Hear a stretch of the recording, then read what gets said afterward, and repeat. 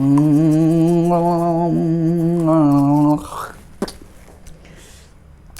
क्या भी आप लोग भी ऐसे ब्रश करते हैं? आप अपने दांतों को साफ करते हैं या मांजते हैं? अगर आपको जानना है what is the right way to brush your teeth, दांतों को साफ कैसे करना चाहिए, दांतों में सेंसिटिविटी हो रही है तो ब्रश कैसे करना चाहिए, गम प्रॉब्लम है तो ब्रश कैसे करना चाहिए, कैविटीज़ हैं तो ब्रश कौन सा करना चाहिए, और एंड में मैं आपको बताऊंगा कि मैनुअल टूथब्रश या इलेक्ट्रिक टूथब्रश दोनों में से कौन सा बेस्ट है। तो चलिए आइए इस वीडियो को देखते हैं।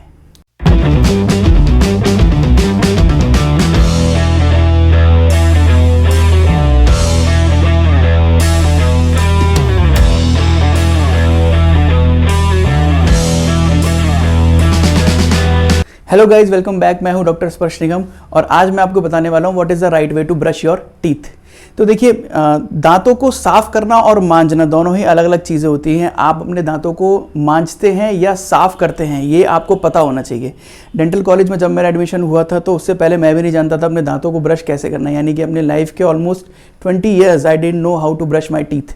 तो यही मैं सोचता हूँ कि जब मुझे नहीं पता था ब्रश करने के बारे में, तो बहुत से लोगों को अभी भी, जो लोग मेरे पास आते हैं, पेशेंट्स आते हैं या जो भी मेरे रिलेटिव्स हैं या फ्रेंड्स हैं, वो भी मुझसे पूछते हैं कि भाई ब्रश कैसे करना चाहिए और कौन सा टूथपेस्ट इस्तेमाल करना चाहिए। तो आपकी यही सारी प्रॉब्लम को सॉल्व करने के लिए आज मैं आपके सामने बताने वाला हूँ what is the right way to brush your teeth. तो सबसे पहले हम शुरू करते हैं एक मैनुअल टूथब्रश से। मैनुअल टूथब्रश, अब देखिए, ब्रशिंग करने का तरीका जो हमने कॉलेज में सीखा था उसको कहते हैं मॉडिफाइड बास टेक्निक, जो सबसे ज़्यादा ईजिली टू मैनिपुलेट है और इजी टू वर्क है। उस टूथपेस्ट ब्रशिंग टेक्निक को हम आज समझने की कोशिश करेंगे। तो मॉडिफाइड बास टेक्निक में हमें कैसे ब्रश करना है भाई, सबसे पहले हमें पता करना चाहिए कि हमें दांतों के कितने सरफेस को एंगेज करना है और कैसे ब्रश करना है। तो हमें टूथब्रश के ब्रिसल के हिसाब से 3 दांतों को अपने एंगेज करते हुए ब्रश करना है। मैं आपको दिखाता हूँ कैसे। ऊपर के दांत ऊपर से नीचे दांतों को एंगेज करते हुए इस प्रकार से, देखिए सी, ऐसे और लाइक दिस। ये ऊपर के दांत, ऐसे नीचे के दांतों को कैसे ब्रश करेंगे, लाइक दिस।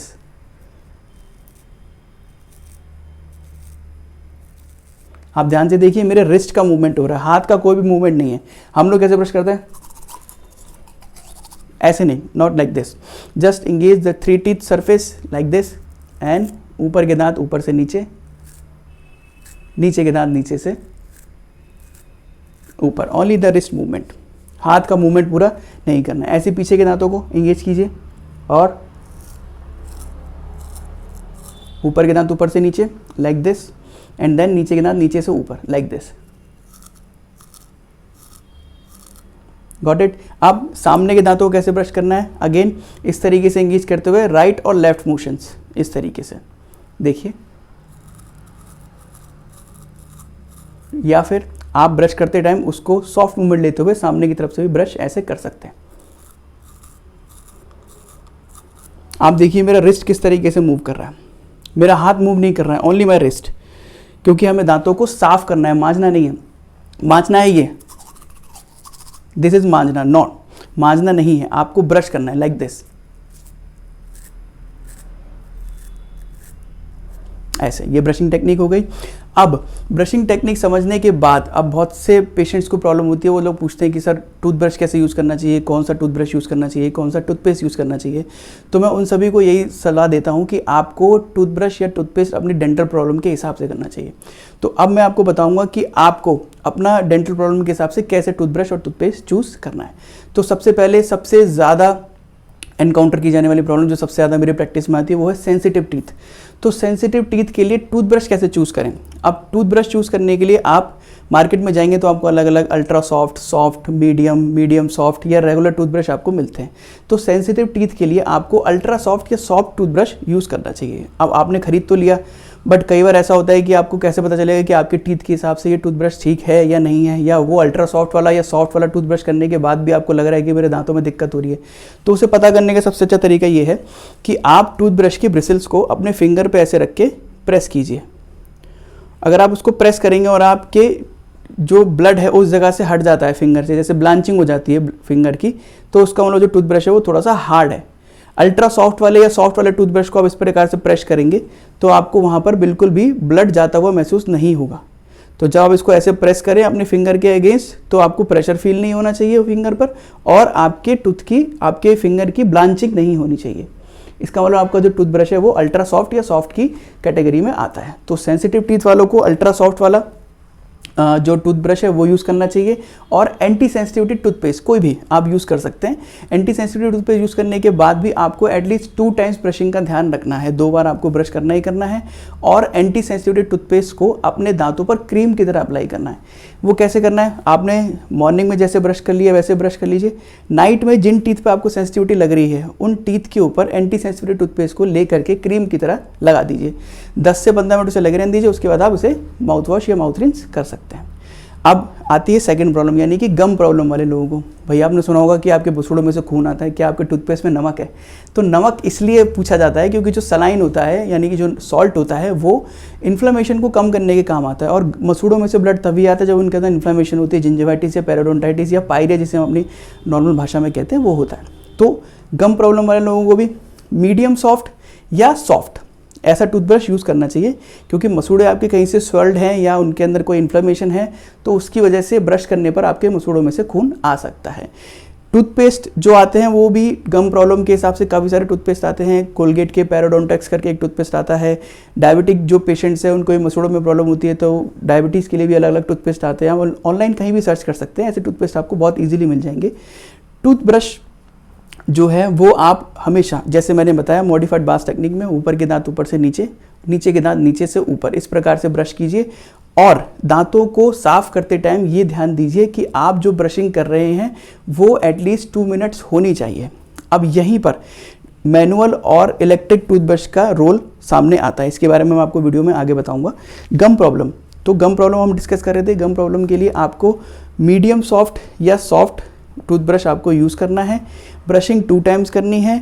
टूथपेस्ट आपको गम प्रॉब्लम के हिसाब से बहुत सारे मार्केट में टूथपेस्ट आते हैं।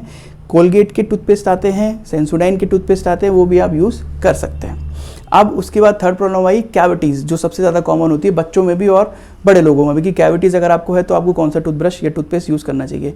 भाई देखिए, टूथब्रश तो आप, कैविटीज़ अगर आपको है, गम्स में प्रॉब्लम नहीं है, एंटी सेंसिटिविटी कुछ टूथपेस्ट नहीं है आपको, तो आप कोई भी रेगुलर टूथब्रश मीडियम सॉफ्ट या थोड़ा सा हार्ड टूथब्रश या जो मीडियम टूथब्रश आते हैं वो यूज़ कर सकते हैं। केवल उसमें ब्रशिंग का आपको ध्यान रखना है कि आपको 2 टाइम्स ब्रशिंग करनी है। कोई भी एंटी कैविटी टूथपेस्ट आप यूज़ कर सकते हैं। कोलगेट के आते हैं टूथपेस्ट, ऐसे हाइड एंड प्रो, एबट के टूथपेस्ट आते हैं, काफ़ी सारे ऐसे टूथपेस्ट आते हैं जो आप यूज़ कर सकते हैं, एंटी कैविटी होते हैं। और सबसे ज़्यादा जो आपको ध्यान रखना है, हम लोग क्या करते हैं, अगर हमारे दांतों में कैविटीज़ हो रही है तो जैसे हमने कुछ मीठा खाया तो तुरंत जाके ब्रश कर लेते हैं। ऐसा नहीं करना है। मीठा खाने के आधे घंटे बाद आपको ब्रश करना है। ऐसा क्यों मैं आपको बोल रहा हूँ, क्योंकि देखिए जब आपने कुछ मीठा खाया तो मीठा खाने के बाद हमारे मुंह का पीएच तेज़ी से गिरता है। पीएच तेज़ी से गिरने का मतलब मुंह का पीएच हो जाएगा एसिडिक पीएच होने की वजह से जो एनामल होता है उसके ऊपर धीरे धीरे कुछ एब्रेजन्स होने लगते हैं, कुछ उसके ऊपर इफेक्ट होने लगता है। अगर आप उस सॉफ्ट एनामल के ऊपर तुरंत जाके ब्रश करेंगे तो आपके दांत का एनामल जल्दी खराब हो जाएगा। तो इसलिए मीठा खाने के कुछ देर बाद या तो आप कुल्ला कर लें या थोड़ी देर बाद आप उसको ब्रश कीजिए। तुरंत जाके कभी भी ब्रश आपको नहीं करना है, ये आपको हमेशा ध्यान रखना है। इससे आप कैविटीज से अपने दांतों को या दांतों के एनामल को बचा सकते हैं। तो अब मैंने आपको बता दिया है कि जो सेंसिटिव टूथपेस्ट है, सेंसिटिव टूथब्रश है, वो कैसे यूज़ करना है सेंसिटिव टीथ के लिए।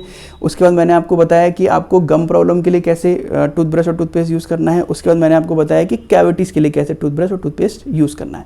अब एक बहुत ही अच्छा टॉपिक जो कि बहुत ही कम डिस्कस हुआ है वो ये कि मैनुअल और इलेक्ट्रिक टूथब्रश में से कौन सा अच्छा है। अब देखिए, जैसे मान लीजिए कुछ पेशेंट्स होते हैं उनके दांतों में प्लाक कैलकुलस यानी कि दांतों में जो पीलापन या भूरा काले दाग जम जाते हैं, जिन लोगों को चाय पीने की आदत है या जिन लोगों के टोबैको खाने की आदत है, सुपारी खाने की आदत है, उन लोगों के दांत जल्दी गंदे होते हैं। तो ऐसे लोगों को मैं सलाह देता हूँ कि आप एक इलेक्ट्रिक टूथब्रश यूज़ कीजिए। इलेक्ट्रिक टूथब्रश में आपको स्ट्रोक्स का या क्लीनिंग का ध्यान नहीं देना होता। इस ऐसे टूथब्रश के अंदर टाइमर भी आते हैं जो 2 मिनट आपको लगा करके रखते हैं ऑलरेडी। आप उससे ब्रश करेंगे तो आपके दांतों पर प्लाक और कैलकुलस जल्दी जल्दी नहीं जमेंगे। लेकिन हाँ, अगर आपको कोई गम प्रॉब्लम है, बहुत ज़्यादा सेंसिटिविटी है, तो फिर आप मैनुअल टूथब्रश ही यूज़ कीजिए, क्योंकि उसमें आप अपने दांतों पर लगने वाली फोर्स या मसूड़ों पर लगने वाले स्ट्रोक्स को आप अपने हिसाब से कंट्रोल कर सकते हैं। इसमें आप कंट्रोल नहीं कर पाएंगे।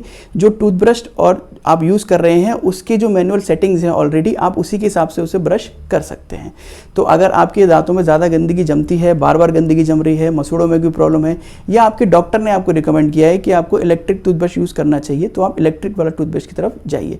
लेकिन अगर आपको ऐसी कोई प्रॉब्लम नहीं है, आप आपकी जो दांतों में गंदगी जमने की रेट है वो इतनी ज़्यादा नहीं है, इतनी जल्दी दांत गंदे नहीं हो रहे हैं, कोई गम प्रॉब्लम है या कोई सेंसिटिविटी की प्रॉब्लम है, तो फिर आप manual toothbrush, soft, medium soft, ultra soft, ऐसा टूथब्रश कोई भी आप यूज़ कर सकते हैं। इन दोनों को यूज़ करने में कोई अलग अलग प्रॉब्लम आपको नहीं आएगी। मैं पर्सनली, क्योंकि मुझे इतनी ज़्यादा कोई गम प्रॉब्लम्स नहीं है, तो मैं पर्सनली इलेक्ट्रिक टूथब्रश यूज़ ज़्यादा करता हूँ, क्योंकि मुझे इसमें 2 मिनट का टाइमर मिलता है, क्लीन करने के टाइम मिलता है, और इसके जो वाइब्रेशंस हैं उसकी वजह से मेरे दांत अच्छे से साफ रहते हैं। तो ये पर्सनल चॉइस पे डिपेंड करता है कि आपके लिए मैनुअल टूथब्रश अच्छा रहेगा या इलेक्ट्रिक टूथब्रश अच्छा रहेगा। ओके, तो आप इस वीडियो को यही ख़त्म करते हैं। आई होप आप लोगों को समझ में आया होगा कि टूथ ब्रशिंग कैसे करनी है, टूथ ब्रशिंग करने का सही तरीका क्या है। अगर इस टॉपिक से रिलेटेड कोई भी आपके माइंड में क्वेश्चन है तो प्लीज़ ज़रूर मुझे बताने की कोशिश कीजिएगा। और एंड में जाते जाते मैं आप लोगों को एक बात कहना चाहूँगा। इंग्लिश में एक कहावत है कि in the morning we brush to keep our friends and in the night we brush to keep our teeth. तो नाइट में ब्रश कीजिए अपने दांतों को संभाल के रखने के लिए, और मॉर्निंग में ब्रश रखिए अपने दोस्तों को हमेशा मुस्कुराते हुए मिलने के लिए। नमस्कार, थैंक यू सो मच।